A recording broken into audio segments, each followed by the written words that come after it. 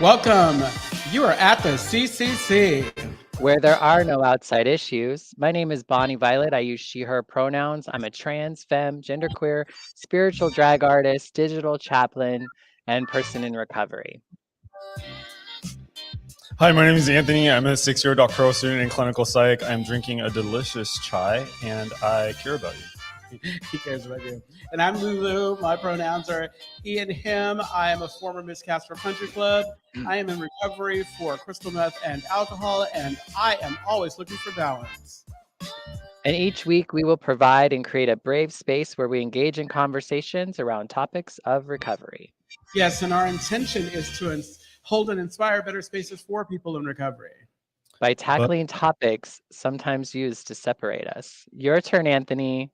But before we do that, please like, subscribe, comment, share, tell all your friends about us. Yeah, we need to hire a person with a teleprompter guy. Yeah, Bonnie Violet, someone told me that they think it's a shtick that we have. Oh, right. They're like, oh, you and Bonnie Violet are so playful in the beginning when you're talking over each other. You were like, yeah, it's not intentional at all. Yeah, it's not intentional. I just missed my cue. Well, I'm glad they found it endearing. Yeah. Because we do too. Well, Brandon's back there saying, this is not perfect. It needs to be perfect. Right. You guys stop playing around up there and do the work. Be professional. Right? We missed you last week, Anthony. I missed y'all too. I had to work really hard to get here today. I see clients Tuesday, Wednesday, Thursday.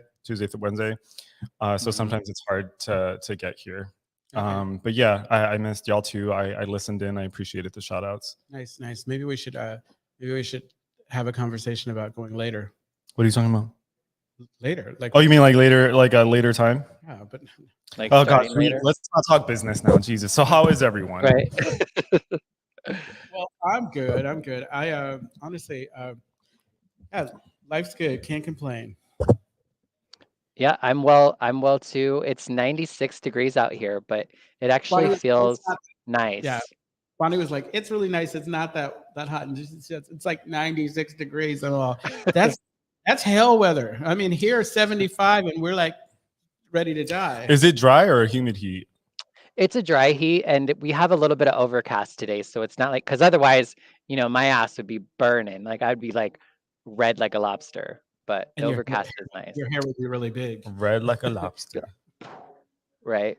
Yes. Red like a lobster. That sounds like the beginning of a rap song. Which rap song? Rap song. Okay. Who would sing that song? I'm thinking that you probably don't listen to a lot of rap, do you? I listen to plenty of rap. Red like a lobster.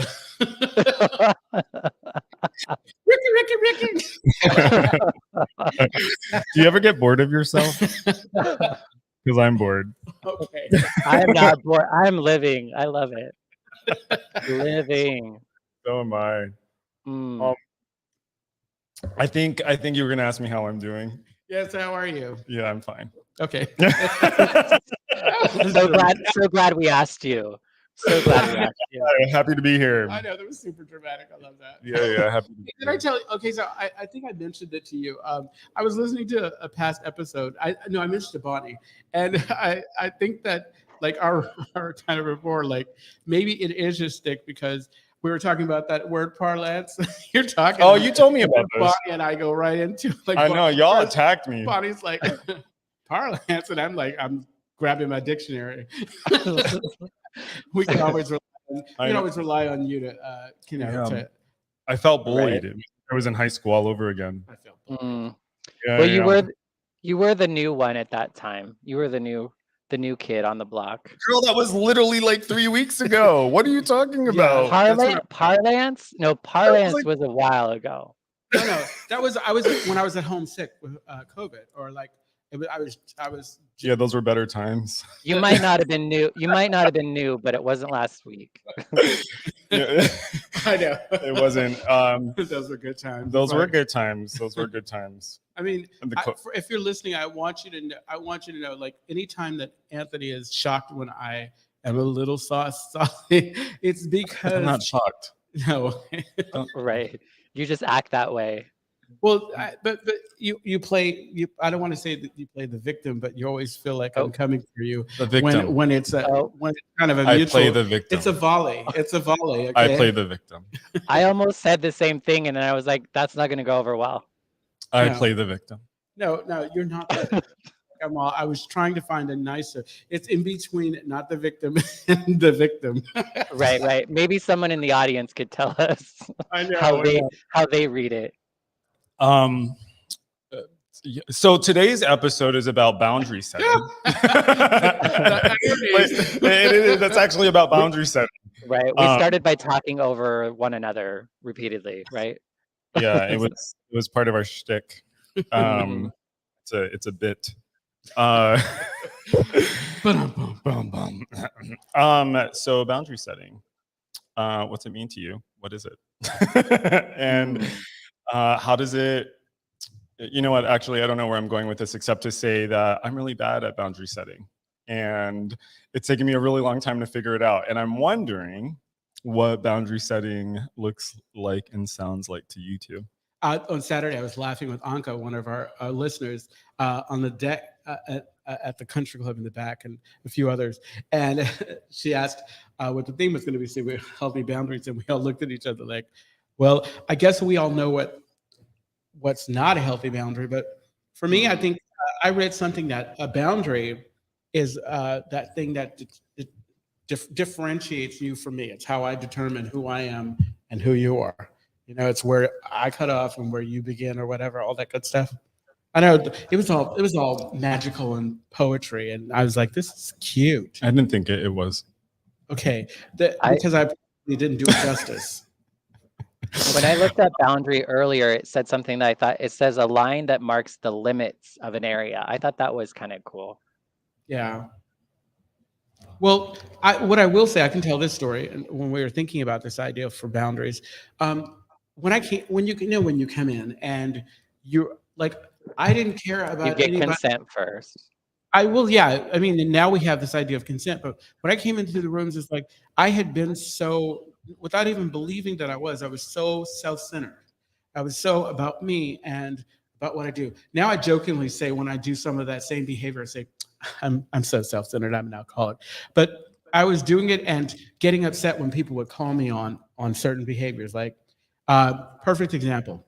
A friend of mine, I would always like kind of pat him on the butt, which now I understand is just not okay unless you like have expressed permission. Can I but- touch your butt? Yeah, well, yeah, I guess so. But he stopped me and said, well, he didn't stop me physically, but just said, that's not okay. And I was really kind of hurt and offended. Like, how dare you keep me from doing what I want to do? And really, I think boundaries just how they help in establishing who I am as opposed to who you are. Kind of what I said earlier. Interesting. I don't know. I just wanted to say that since Bonnie, do you have something to say? Because I Well, the thing that I think that's interesting is we talked about like healthy boundaries. So I think that's, like that's kind of a little bit of a distinction. But earlier I was thinking about this topic, and the thing that came up for me was walls. That walls are kind of a boundary, but it's a boundary created, I think, often by fear, maybe, like I couldn't help but think of, yeah, the wall that is talked about on, politics a lot or whatever, but my feeling was it's more about like a fear of something, so I'm putting a wall to keep you out, so not to be harmed. But I feel like that, and I guess it could probably be healthy to create a wall, but I feel like the problem with the wall, I don't know, I think the wall is like you can't get, I don't know where I'm going. Help. well, Yeah, I think it's my turn. yeah, go ahead. So I was thinking about I was thinking about something I heard a while ago, which is basically that we put boundaries around things that are not secure. So we put boundaries around things that are insecure. Right. And so there is something about the boundary that is like protecting something that's vulnerable. There's that. And then the other thought that I have is that boundaries are often, I think, maybe misunderstood, right? Sometimes people will translate the boundary as like this is somehow separating us, when actually it's the opposite. It's like in the spirit of preserving this friendship or preserving this relationship, I'm establishing this boundary so that I don't so that I don't develop a resentment, or that we don't like compromise our relationship. Mm-hmm. Well, do you set the boundary for them or for you? I don't know what you're talking Well, I about. think it's a combination. Like what I figured out. Okay, so we used to sit at the club before it was remodeled, and we'd be talking about race stuff and whatever and all that good stuff, and yapping it up or whatever. And it would be in a setting that, like, if you walked in, you'd think it was an open setting. But of course, if the wrong person commented, we'd have an issue. And what I struggled with that, but then I realized it's like, okay, so you can ask somebody to be a certain way, but you got to be that way yourself. So it's like the boundary, like I can set a boundary or I can tell somebody that this is my boundary, but if I'm not living it myself, it has no weight. You know, there's no gold to back the dollar. Do you know what I'm saying? Like if I'm asking you to respect me and call me by my name, if I, or use my pronouns or whatever, but I'm not giving you that same consideration. Yeah. Something to that effect. Like I can't ask somebody else to do something that I'm not doing for myself. Okay. Like if I don't want you to talk about, if I don't want you to use the N word, but I'm using the N word all the time around you, that is to me, and that's just my take, because there's some people who feel like, well, I'm Black, I get to use the N word because I just get to. But you know what? Truth of it is like I believe for myself that if I want things to change, if I want things to be a certain way, then I create that environment for myself, and so that's all good. Did it make any sense? Yeah. So is that's kind of, to me, that sounds like attitude or behavior, like things that you're doing to reinforce your boundary. Like if you're asking someone else not to cross it, then you're also like not crossing it onto their side either. Absolutely. Interesting. So I guess, how do you then translate the boundary setting? Like if someone establishes a boundary with you, how does that translate? Like what's your reaction? Well, I'm not sure what you're saying. Like, because it's a form of communication. Okay, right? so if I have so I have a good friend who will he will tell jokes that are really kind of colorful and offensive. And I love him, and I make the determination that I want him in my life. And I tell him, I'm not comfortable with this. This is not, and I feel like it's not a proactive or a preemptive conversation that you have. Yeah. It's a conversation that comes as you go. I see. Because I can't tell you, there's no way I can tell you ahead of time, look, Anthony, I don't want you to drink chai tea around me because I don't like the smell. I have to find out you're drinking chai tea, smell it, and then talk to you about it later. Yeah. I love chai. Don't get me wrong. No, but I'm trying to use that as an I mean, I wasn't going to stop drinking it. I know you aren't. Yeah. But you know what I'm saying? Yeah, no, I do. Yeah, I feel like it's like that. It's a learning. It's a kind of a process. So then, at what point does someone, in the spirit of establishing boundaries, become a victim? Well, you would know. No, I'm kidding. No, call me. What do you mean becoming a victim? Well, boundaries have to be established when, like, either something is like when you're rubbing up against something, right? Oh, okay. So with that, I think that if we're talking about boundaries, so I'm talking like with the friend before. If this said individual says this is not okay, and I keep doing that, that's a problem. And then then it becomes an issue. Yeah, but is that what you were talking about? No, I was just trolling. Oh my God. Okay. No, I appreciate that. Yeah. I don't actually. I'm sharpening my tools. It keeps me going. Yeah. Yeah. Well, and I think there's lots of ways to kind of set and communicate boundaries. And I think boundaries are, like there's verbal, nonverbal, probably paraverbal. I think that's a term I heard recently. Like ways that you can kind of communicate these boundaries. You know what I mean? I think there's social norms that are set, you know, commitment or agreements in relationships, whether it's romantic or platonic or whatever. What's clear is that you got to do some work before you can set boundaries. Because again, like I said, coming in here, it's like I didn't think about boundaries or the idea of boundaries because they didn't serve me. They didn't serve me, Yeah. and it wasn't until like I cleared away some of the wreckage, as they put it, and I got to the cause and concerns and the root of what was causing me all this damage or conflict, and I was able to kind of, you know, relearn what it is that makes me tick and what So makes did you me. And were you creating boundaries to not let people in, or were you creating boundaries for you not to go out of? you know what? I feel like now it's creating boundaries for me not to go out of. I feel like before, maybe I was more concerned about what other people was doing, and where I'm at now is I realize that I control this, and the best way for me to communicate to somebody how I want to be treated or how I want to be received is by living that, is by being that. You know, if yeah, Yeah. you know, if I'm not laughing, kicking, and participating in gossip, why would you think all of a sudden you can come to me and gossip? Yeah.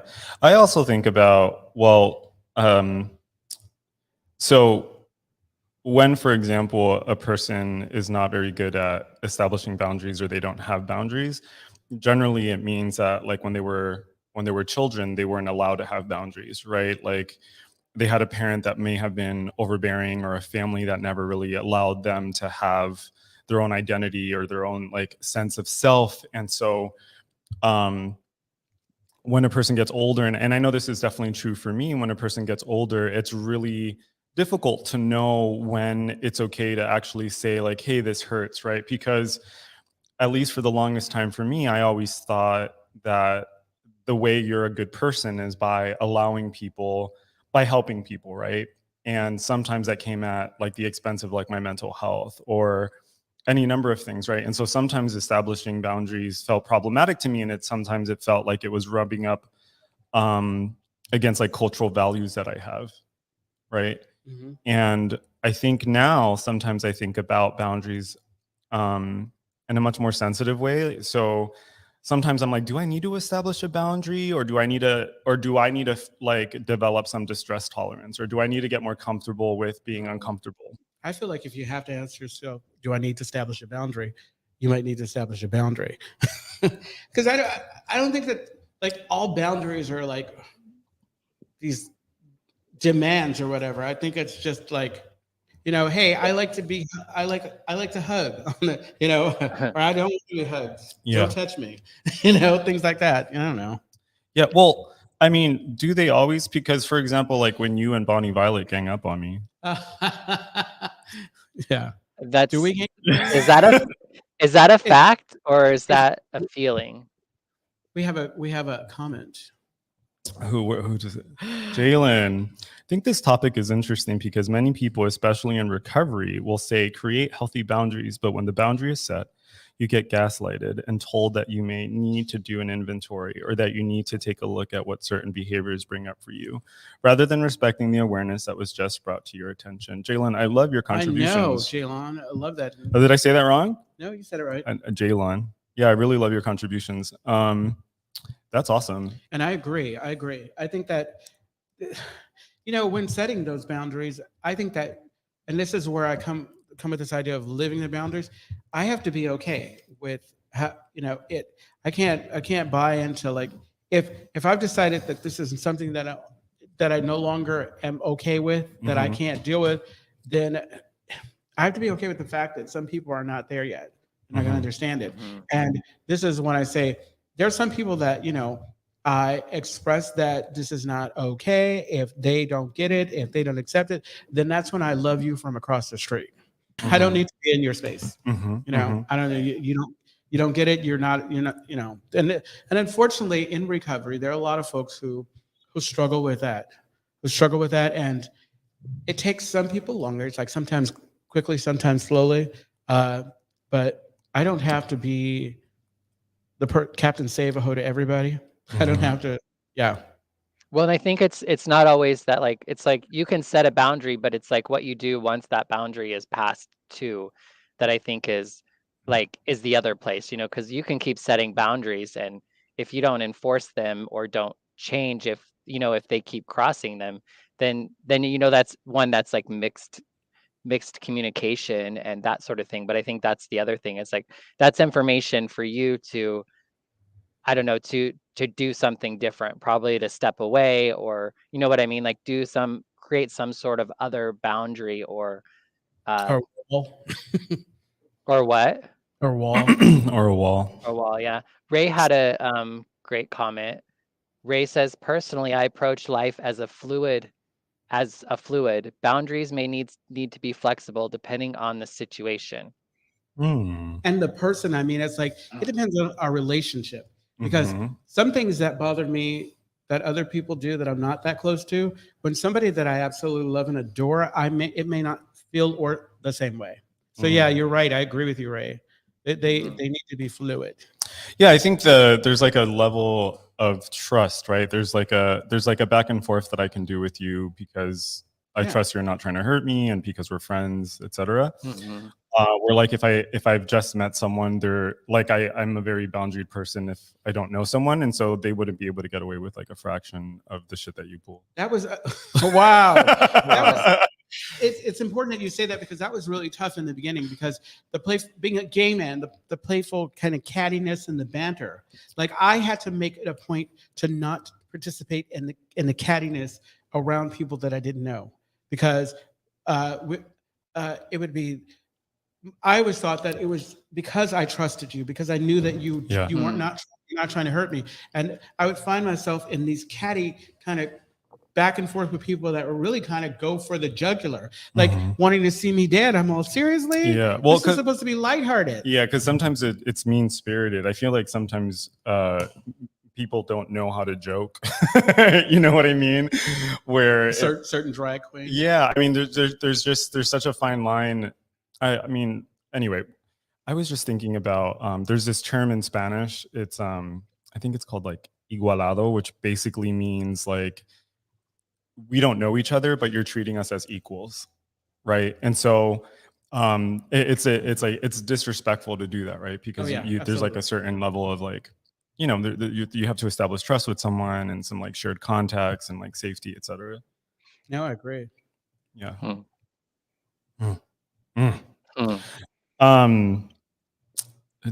Bonnie Violet said something really interesting earlier when I talked about you guys ganging up on me. She said, "Is that a fact?" She said, "Shut up." She said, "Is that a fact or is that a feeling? Is it a fact or is it a feeling? Is it a fact or is it a feeling?" I don't think it's either one of those. I don't know. I feel like it's an inappropriate question. So you feel? Are you going to walk me through an I statement? No, I'm not. I'm just, it might be helpful. I'm just trying to establish a boundary, or see if there's a boundary, and how far we can like tease you enough to where you don't feel ganged up on and maybe just played with. I don't like this conversation.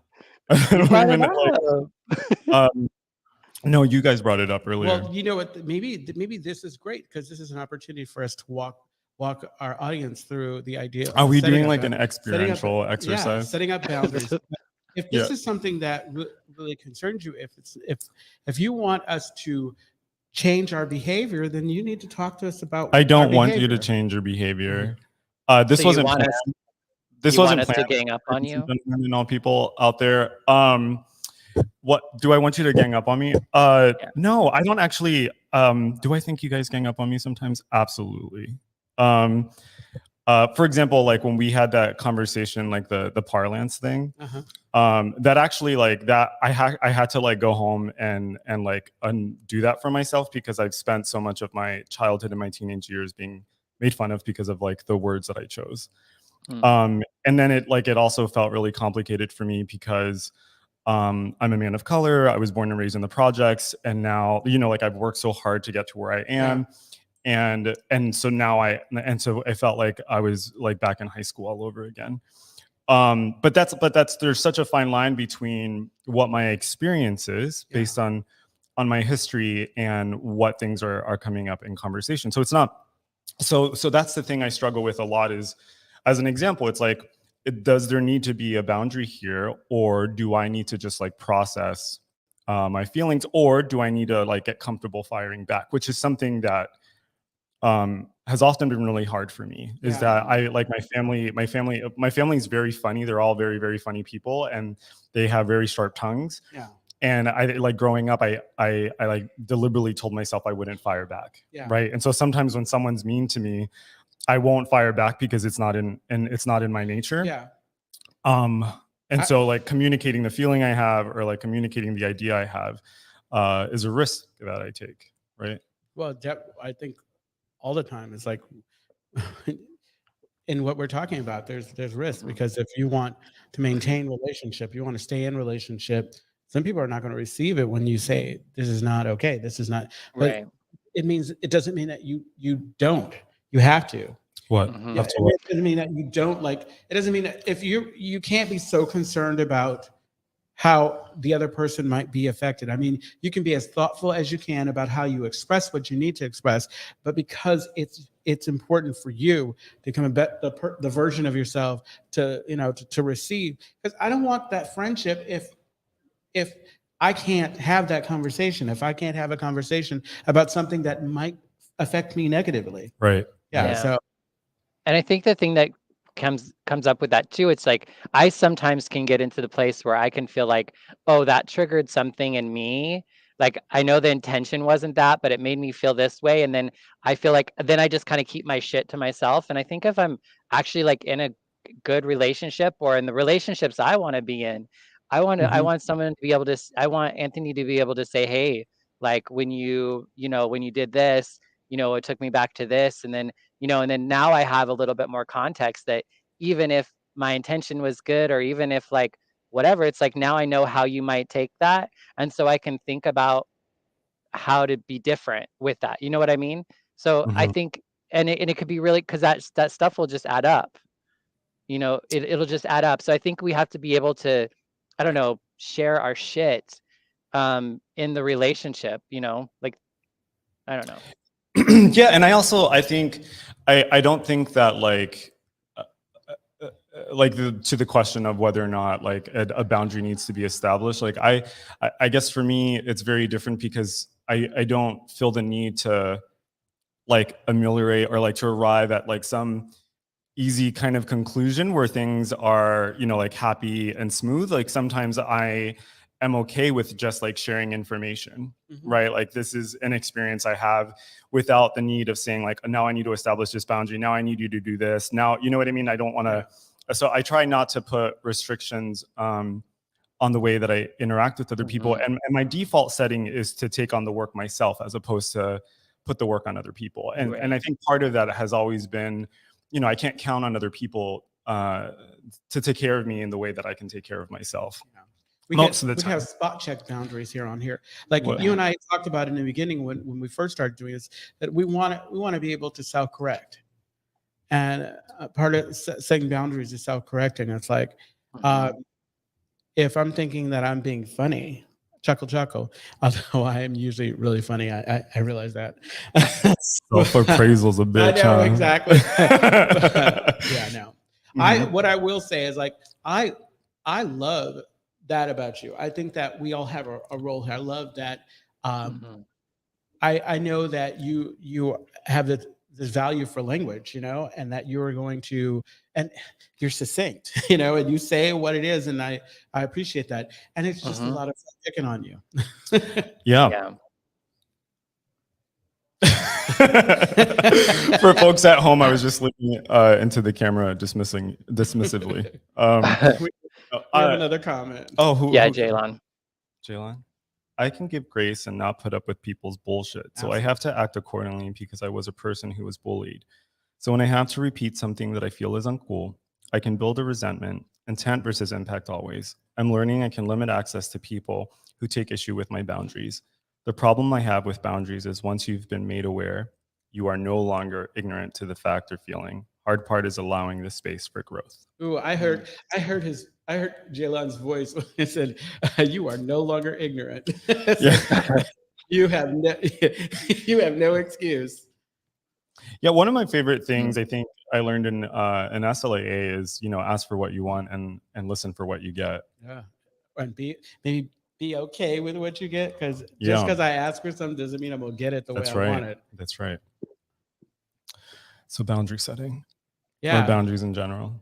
Well, for me, I feel like, okay, so this idea of boundary setting is isolated to me in relationship with people. hmm As far as trying to set up boundaries with folks that I don't fuck with, that I don't want anything to do with, that's a whole different like story. Yeah. It's like I don't even have to worry about that. I always like have the conversation with my sponsees when they're struggling with other individuals. How important is this relationship to you? Do you believe that there's value to it? If you want this to be a relationship that is sustained, whatever, then you've got to do some work. Yeah. You got to do some work, and you got to, and also I have this lovely sponsor who probably is not a big fan of confrontation, and we've had conversation about the idea that just confrontation it can sound negative, but it's about like communicating, asking for what you want, asking for what you need, compromising, coming and getting to a place where it's second nature, knowing that this is what I need to feel whole, perfect, and complete, or whatever. And if you are someone who values what I bring, then you are going to appreciate all of what I bring. Well, not, you know what I'm saying? Yeah. What I was reminded of is the way I established boundaries when I was drinking and using, is that they weren't really boundaries. They were like full on fucking universes that I would put between me and another person. And it was the second I felt uncomfortable or slighted by someone, I'm like, fuck this. I never want to talk to you again. And so what I've noticed is that with time, definitely like with recovery, I'm a lot more generous in my interpretations, and I'm a lot more flexible in the way I interact with people. For example, I was in a situation yesterday where someone definitely came for me with information that I shared with them, very vulnerable, sensitive information I shared with them about myself, and they like used it as ammunition. And in that moment, I had to assess, like, is this something where like you bite back, or is this a moment where you have to be generous, right? And so a lot of times, like, what I will find myself doing is like, this is a sick and suffering alcoholic, like that's the very best that I can do. You're better than I am. Yeah, to not kind of go for someone's jugular. You're better than I am, because it's like I've gotten to the place where it's like, if I can understand you might be hurting, you might be going through whatever, but if you are using something that I've shared with you, where I was trusting you with a piece of me, because it's, this, I don't just give this freely to anybody, because right. we've gone through what we've gone through. Yeah. And it's like, I give it to you when I feel like I can trust you, when you've reached that point, and I parcel it out. That's why I'm not a big fan, and I don't trust people who unload on you and share everything about themselves. And that's too much. That's overload, and I don't trust you. That's a form of manipulation in my mind. Yeah. So it's like, but then you take something that, and I'm not always like, if I'm really having processed and work through it, I usually am not going to give it to somebody. But if it was something that was really kind of, don't bring it back to me like that, because I'm gonna in that moment probably pull a Virgo move and decide, you know what? Guess what? You have a certain amount of points in the beginning of a relationship, and if you run out of points, that's it, and there's no revisiting. Yeah, you're dead to me. You're dead. It's like, I'm off. Dead to me. You're dead to me. Do you find that? Yeah. Well, I think like I loved the conversation, or love what you had just said, and it made me think about, like, I had a girlfriend of mine we've been friends forever, and we were hanging out not too long ago, and she like intentionally dead named me, like she was fully aware of it, and she did it to hurt me. And part of that was like, I was like, ooh, really, girl? But then I was kind of like, what did I hit in her to cause that, because we've been friends forever. So it's just like I was shocked by it, but I also felt like she must have been shocked, or like I must have hit something in her for her to kind of go there. You know what I mean? And so it I definitely was just kind of like, okay, well, that's not cool. She knew it too, but it was still kind of like, I don't know, there was just more I was able to get more information that was like, maybe I crossed a boundary, maybe I hit something that I wasn't aware of, you know what I mean, to get that sort of response.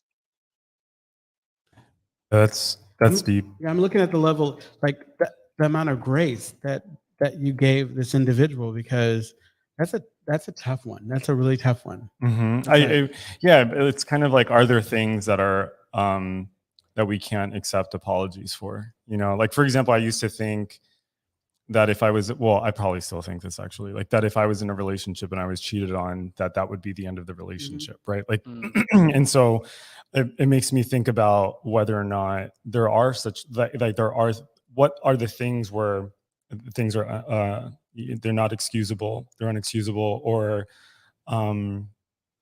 do you know what I'm saying? Like, Yeah. Well, Yeah, yeah. I always It's give like I when, can always give somebody for being a fucking asshole, but I move on.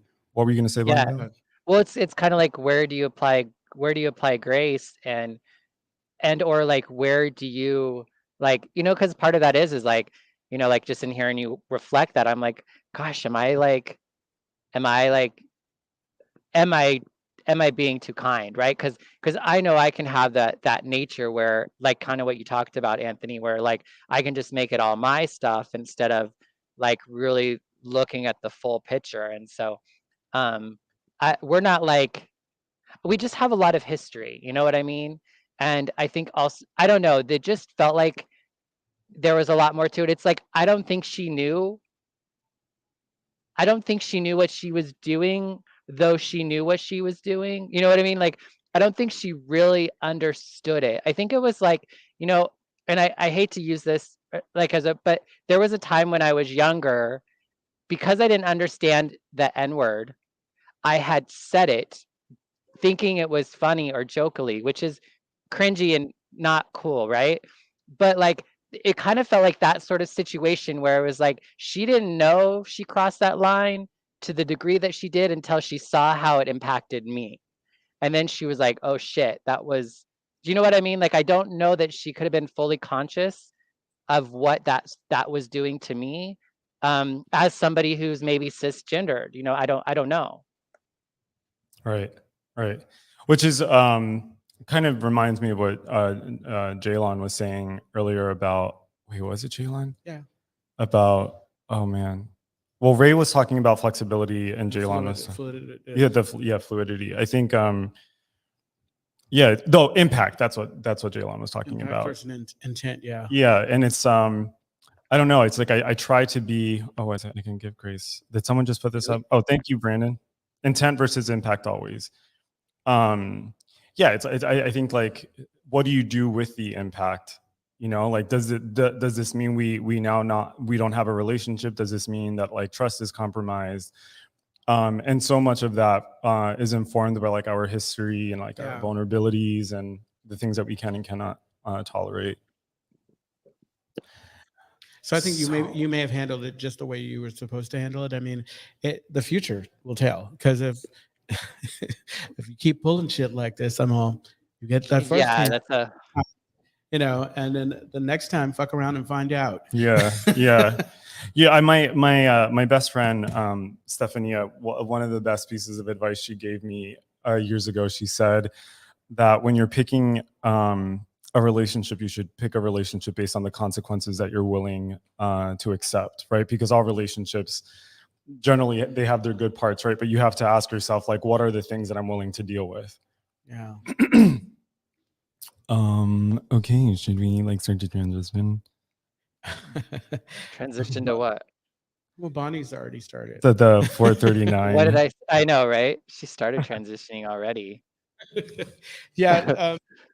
So I don't know. I feel like this is all the stuff that we get. That after year one, or after you get past the initial not drinking, using, not, uh, disrespecting food, sex, whatever. It's all that emotional stuff that comes up behind it. Mhm. And this is yet another thing. It's like, I think that when you find your voice and obviously in the beginning of boundary setting, it's going to be messy. Mhm. It's going to be messy. And I think that for everything we talk about, I think that be gentle with yourself, And being gentle with yourself doesn't mean that you give yourself permission to just be a dick. Being gentle with yourself means that you acknowledge, okay, I didn't do that the way I wanted to do that, but I get to be ready to do it the right way the next time. Right. I get to show up in a different way and make Right. sure that I'm being clear about what it is I'm trying to say. And then I'm also, and going back to when I say I'm living that boundary, and it maybe living is not the correct word, that I'm showing up in a way that informs you, that lets you know this is how I want to be received. It's like I'm my example, and that's it. And sometimes I don't even have to say it to you. You just know. You know how when you see somebody that you think is a total prude or whatever, they don't do this. You don't have to ask because you just know because they live their life. Right. And I think ultimately we by boundary setting and other things, we teach people how to treat us. Absolutely. Yeah. So, I go ahead. sorry, like when you said something, I wanted to look on my phone. There, it reminded me of a Bob Marley quote that Mhm. I had it. I always mess up, but it says the truth is everyone is going to hurt you. You just got to find the one worth suffering for. Yeah, I get like the consequence. Oh my God! Did I tell you guys? I got tickets to see Grace Jones Oh, well, Oh wow. I think at the Lauren is Fox going to Theater. do that too. Yeah, I didn't say that at the beginning. I was just looking at text. I'm all. That's awesome. It's 4:42. Should we start doing the thing? Let's do the thing. Go ahead. You start. Look. You're Hi. supposed to So read. Yeah. you can you can always you're supposed to read. You can always reach me on Instagram Lulu86. Please send me a DM. Let me know what you want me to talk about. It's like I'll give you a shout out. Or not talk about. Yeah, no, I'll give you a shout out. It's all good. And you can find me on all the things at A Queer Chaplain or on my website at aqueerchaplain.org. And you can find my 2 pictures on Instagram at alucasccc. And or you could send us emails at podcasts@castrocountryclub.org. Yes. And so I do that little read. Wait, look. Oh, send us a It's the voicemail speak on pipe. our speak pipe at speakpipe.com at CCC. Yeah. Okay. Listen to us wherever you listen. Or let's go to the website, Castro Country Club /podcast, and you can find our podcast there. Yeah, exactly. And we'll tune in every Tuesday at 4 p.m. when we go live. Pacific Standard Time. Exactly. We go live in our Castro Country Club Facebook page or the YouTube channel. You know what this feels like right now? I hate this. Like we're drunk and stumbling out of a bar right now. That's what this sounds like. Like just stumbling. It feels like nails on a chalkboard to me. Like I'm just like, I can't. Exactly.